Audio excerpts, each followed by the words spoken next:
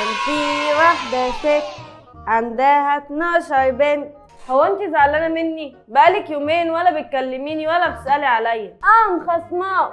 وانا اقدر على الخصام ده يا حبيبتي؟ زعلانه ليه؟ ما انت لو مهتم كنت عرفت لوحدك. نعم، هو انت كمان؟ اهلا. مفيش راجل بيحس، كلكوا زي بعض. كلنا مين يا بت؟ هو انت تعرفي حد غيري؟ بسمع ماما بتقول كده في الموبايل. نعم، بتقول لمين ان شاء الله؟ ما انت بقى لو كنت عندك دم كنت عرفت. انت قاعده فيها طال امك النهارده. سيبني، مش عايزه ابقى معاك، ما تورينيش وشك تاني. لا بقى، ده البيت خايب من ورايا. هي امك فين من الصبح؟ اهي قلتلك 100 مره تنقي صحابي. اختياراتي مدمره يا حياتي. هو في ايه؟ هو انا كل ما اكلمك تغني لي وربنا يسيب لكم البيت وامشي؟ القطه المشمشيه حلوه بس شقيه. يلا عشان نروح البسين النهارده ونلعب. انا عارفه ان انا حظي اسود يا بابي. ما تقوليش كده يا قلبي. اسمع مني، لازم حاجه تحصل. يلا نقوم نلبس وان شاء الله مفيش حاجه. شايف يا بابي، الدنيا دي كلها لو كسبت ونجحت انا مش هكسب. يا بنتي ما تقوليش كده. انا نحس يا بابي. استنى انا احكي لك على حاجه. احكي وخلصيني، يلا عايزين نخرج. المدرسه كانت عامله سحبه لكل واحد ان هو هيكسب 1000 جنيه. وبعدين؟ المهم يا بابي ان انا كتبت اسمي مرتين.